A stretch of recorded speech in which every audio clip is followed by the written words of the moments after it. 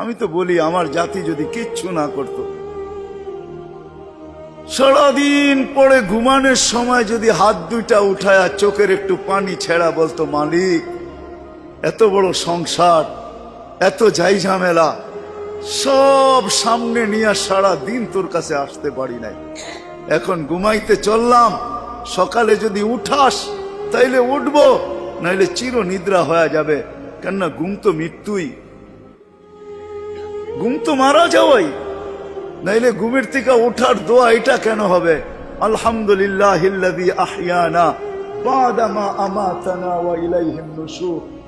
ঘুম যদি মৃত্যু মরা না হইতো, মৃত্যু বরণ করা না হইতো, তাহলে এই দোয়া ঘুমের থেকে উঠার হতো তো হইতো কেন? অন্য দোয়া হইতো, আরো তো কত দোয়া হইতে পারতো। বোঝা গেল আমি মৃত্যুর থেকে ফিরে আসছি, মরে গেছিলাম ঘুমের ভিতরে। আমার জাতি যদি শোয়ার আগে হাত দুইটা উঠায় তওবা করে শুইত,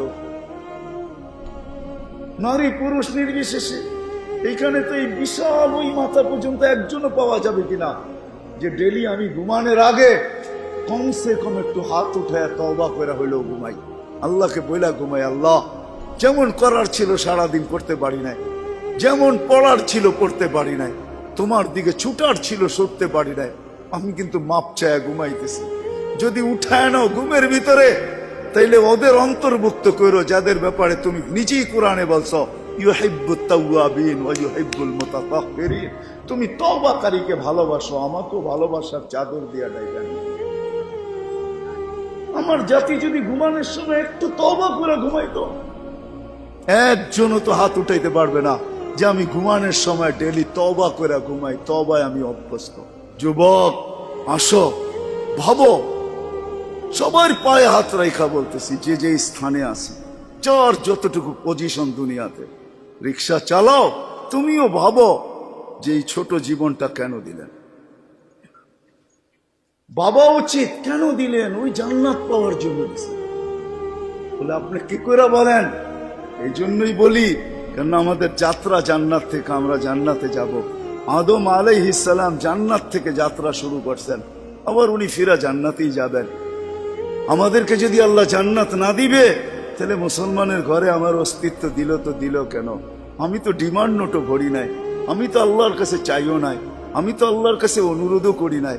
আল্লাহ সদ ইচ্ছায় আমাকে মুসলমানের ঘরে পাঠাইছেন। দুনিয়াতে পা রাখতে দেরি, আজান একামতের ধ্বনি আমার কানে আসতে দেরি হয় নাই। কিন্তু সব সত্য, কিন্তু এটাও সত্য আমি সবকিছু পাওয়ার পরে হারায় গেলাম, আল্লাহকে ভুলা গেলাম। এই জন্যই কোরআন আমাদের কানে ধ্বনি দেয়, কুতিলাল ইনসানু মা আকফারা। ও মানুষ, তুই অকৃতজ্ঞ হইলি তো হইলি কি করে?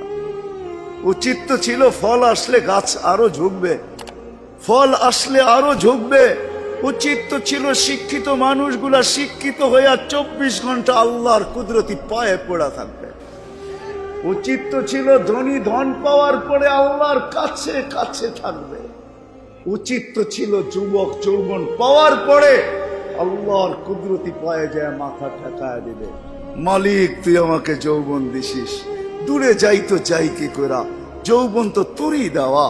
24 ঘন্টা আমাদের উপরে রহমতের বৃষ্টি বর্ষিত হইতে থাকে। তারপরও আমাদের সমাজের মানুষগুলা একটু ভাবে না, একটু চিন্তা করে না এই ছোট জীবনটা কেন দিল। আসলাম আর যাব।